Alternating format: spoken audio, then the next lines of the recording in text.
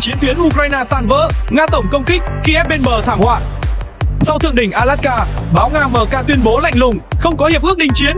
Thực địa Ukraine ngay lập tức rực lửa. Chỉ nửa đầu tháng 8, quân Nga đã càn quét 200 km vuông, tung nhiều mũi thọc sâu 20 km, xé toạc phòng tuyến Kiev.